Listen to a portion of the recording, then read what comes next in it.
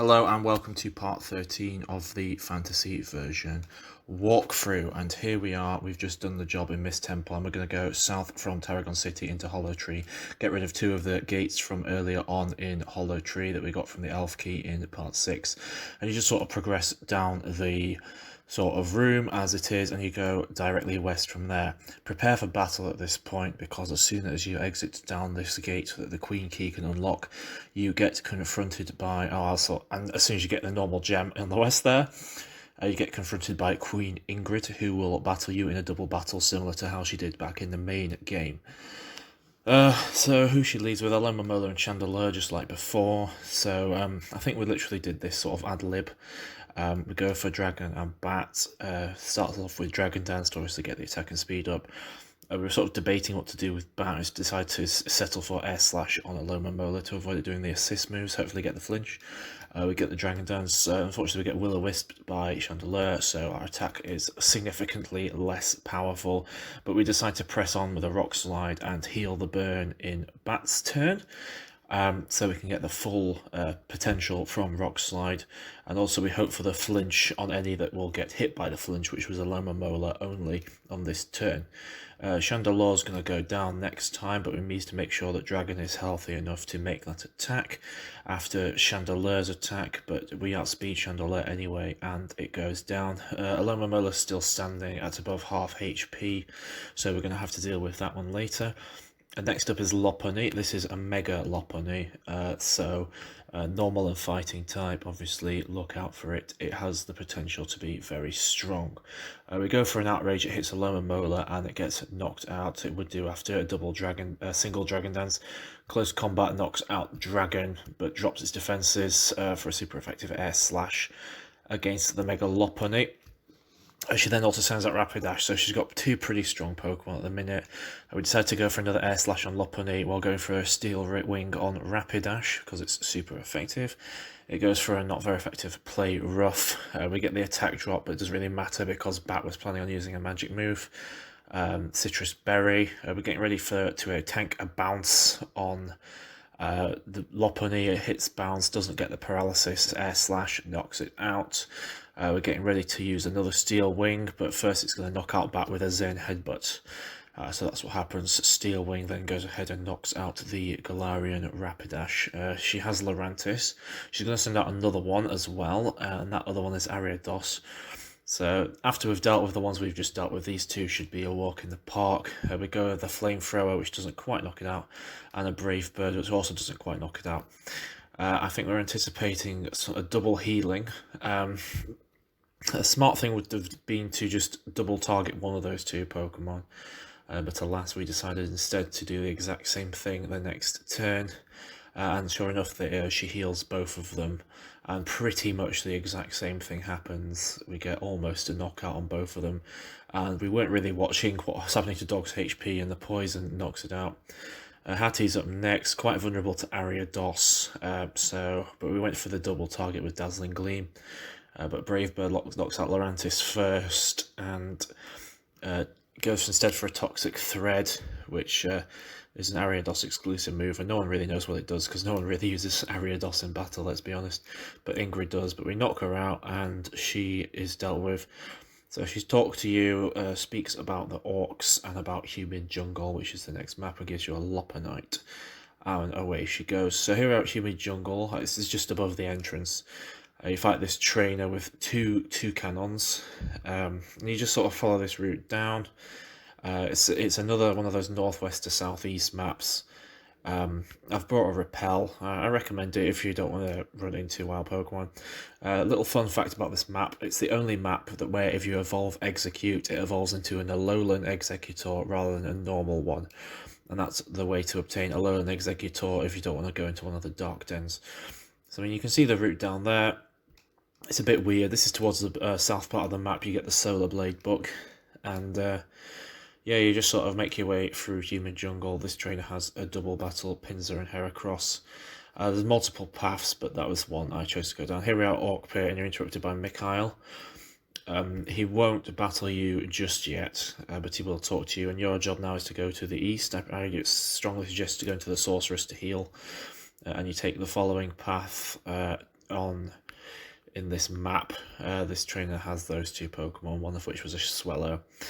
Yeah, you just sort of make your way on this map and sort of hope for the best. You've got a Miltank there and Licky, two normal types, fairly easy with a fighting type, and other Pokemon like that. So yeah, you just follow this route, very simple. It's obviously raining and there's clouds, but you know, hopefully it's not too bad. And we fight the Dark Nida King that you just go up to and talk to fight like some other dark Pokemon. We lost to it before, as you saw a few seconds ago, but this was the correct attempt. So we lead obviously with Bat, and we decide to go for Bird as well, I think because of some of its defensive prowess, which is the usual reason we send out Bird in any battle. We go with Hone Claws and the Haze, but it goes for Sludge Wave. The other reason we sent out Bat is because it completely resists Sludge Wave. But we've managed to get the Haze, so now Nidoking is just a normal Nidoking. As you can see in this fight, it's still pretty strong, even with all its stats down, so don't think you are out of the woods when doing that. So we decide to heal Bat again, and Bird, I think, goes for another Hone Claws. Yes, it does. So that's what we managed to do, just keep Bat healing, so it uses moves like Ice Beam and such, so it doesn't quite knock out Bat, but it's not quite focusing on Bird either, so we can allow Bird to really get the big hits in. Uses Ice Beam or Hattie instead. I think went for Hattie because it's got Psychic type moves, which are obviously useful against the Poison type Nidoking. Leafeon's the first ally. Went for the Brave Bird. It plants a Leech Seed. Leech Seed's incredibly annoying, no matter what situation. I mean, obviously, if you want to get out of it, just switch out. But we don't manage to do that because it's focus sashed. And instead we need to find another Pokemon to deal with these two, so we do that. Brave Bird again on Leafeon, and we go for a Bulldoze for a bunch of reasons. The main reason being that Bird is immune to ground, and also Nidoking is super effective to it, and it also gets the speed drop as well. So Bulldoze was a good move once again to use with Dragon in this fight. Unfortunately, it Okos us with an Ice Beam and we go down. So our next choice, we're sort of working out the strategy here. We've only got one ally down, and I think we've already got 3 comrades knocked out. Two, but with one on its last legs. So we decide to heal, go for a Brave Bird, which gets it down to the half threshold. I believe Sludge Wave knocks out Lilypad. Yes, it does, and down it goes. It's got some annoying coverage moves, this Nidoking, in case that wasn't obvious. Earth Power, Sludge Wave, Ice Beam, and another move. Pyukumuku is its second ally. I think it's an unaware one rather than in odds out. So even if you've got really high stat stages, it's irrelevant because it'll just have the same amount of defensive capabilities. We get poisoned, and we're still under influence of Leech Seed because we haven't switched out Bird yet. And it's not a move that has a finite amount of turns. So yeah, everyone knows that Leech Seed is a pain. We decide to reuse a Revive on Dragon. I think that's just literally because it's a raw power, which is quite good against Pyukumuku, just raw base power. We get Venom Drenched by Pyukumuku, which is funny because it's obviously very annoying if you're poisoned. And I think that was the sort of combination, the sort of Toxic and Venom Drench. We decide Nidoking's quite a large threat, so we go for Charm. It gets Thunder, it gets Helping Handed, but the Helping Hand goes to Vayne because it just uses Toxic instead. Thunderfang doesn't quite knock out Pyukumuku either because it's pretty bulky as they go. We decide to use Hattie's turn to revive Bird, and also we revive Lilypad as well. So, you know, we've got more sort of manpower or woman power because half the team are female. Sludge Wave knocks out both our mons, but it also knocks out the ally Pyukumuku, which, you know, it's quite beneficial for us, but just because we've got the items to protect ourselves with it. So we then decide to send out Dragon and Bird, which were two ones that lasted a while on the field earlier. I think that was the reason for the choice, and also because of the Bulldoze combination with Bird's flying type. We then decide to heal Bird on that turn. Bulldoze hits a fair amount, also gets its speed even lower, and Nidoking does the exact same thing again with the Ice Beam, and Dragon goes down again. Who do we send out next? Send out Bat. In anticipation probably of another Ice Beam, that's why we then decide to use the Max Potion on it again, because it can tank it at full HP but not much lower. That's exactly what happens. It gets it to about 20% HP. Ally is Electros, which is not weak to any type, because even its ground type weakness is covered by Levitate, which is obviously very annoying. Not to mention with my team in particular, it carries a Stab Thunderbolt as well, making it quite a threat to me at the minute. Sludge Wave barely does anything to us, but it does hit Electros fairly hard as well, which is beneficial for us once again. Sometimes it is just a matter of stalling out the Nidoking so it knocks out its allies with Sludge Wave. And we made the decision to use 2 revives on our turn there. Thunderbolt almost gets it, and Electros Toxic's Lily Pad. I think the approach of this Dark Pokemon is some sort of poison combination thing, really. We go for a Bubble Beam and Brave Bird, which together knocks out Electros, despite one move not being very effective. And Bird goes down. Earth Power is not affected, but does knock it out because of Nidoking's pretty decent magic attack stat. So it's just Nidoking on its own now, and you know, there's still a chance we could lose, but we go for the Outrage and the Psychic. Because of all the bulldozers, Nidoking's definitely outspared, and Outrage just knocks it out like that. So that is that one dealt with. The Orc Queen is not very happy with you, and will sort of basically challenge you to a duel, so to speak. But first you've got to speak to Ingrid in her usual place in Hollow Tree, and she will basically say, take them on. Next you go back to Orc Pit, speak to Mikhail, and he is not going to let you pass until you defeat him. So that's what we're going to do. So it starts with Rhyperior, have a grass or water type up front. It's not got any of the 2 berries that quash the damage, but it has got a focus sash, so you can't OHKO this Pokemon. We go for Bubble Beam followed by Giga Drain in order to get that extra HP back. Yanmega's up next. It carries Speed Boost. Very good if you've got a Rock type, you can just deal with it quite easily. Yanmega's not exactly known for being amazingly good. No offense to any Yanmega fans. As you can see, it's using the Speed Boost.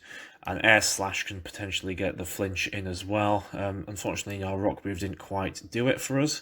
So we decided instead to go for Bird, who's more resistant to its moves and also carries a super effective flying type move. Giga Drain does practically nothing, and the Speed Boost carries on. We decided to use this opportunity to heal Dragon back up again, and Bug Buzz does practically nothing as well. It's Yanmega's pretty knackered at this point. We don't get the flinch from the Air Slash, and we Brave Bird it, and it goes down. Next up after Yanmega's Magmortar. So we decide to go for Dragon because it resists fire quite well. Also carries a Rock and Ground move, and that allows us to hit it really easily, but first we decide to go for the Dragon Dance. It carries Focus Blast. We were particularly lucky on this fight because all of its Focus Blasts miss, as you're about to see, which allowed us to take it out with 2 Rock Slides without too much difficulty. So that was fairly decent. Next one it has is Ampharos. This is a Mega Ampharos, so it's Electric and Dragon type, because for some reason it makes sense for that to be a dragon, and after 1 Dragon Dance we knock it out with a super effective Outrage. So we made that look easy, but it wasn't easy on my first attempt. Outrage carries on, knocks Electivire down to quite a decent chunk of HP, but we don't quite do it. I think we decide to risk the confusion and go for a Bulldoze, which doesn't pay off because we hit ourselves. We then go for a full restore to get rid of the confusion and heal our HP back up. It Earthquakes us and hits not quite half, which gives us enough confidence to use Bulldoze again. Knocks its speed down. We were outspeeding it anyway. Focus Blast doesn't quite do the trick. It heals. We get it down to half, so they were laughing at this point, but unfortunately it withdraws and sends out Shiftry instead. Normally I'd send out Pokemon with a Bug type move, but instead we just go for the Outrage because we're confident enough from the Dragon Dance boost, and then on the second turn Electivire comes out, we Outrage that to knock out as well, and that is Mikhail finally dealt with. He will basically let you go past eventually after giving you an Ampharosite. And we've got to make our way south to the edge of the Orc Pit. This trainer has Skuntank and Excadrill. You just carry on. It's fairly easy if you've got a Repel.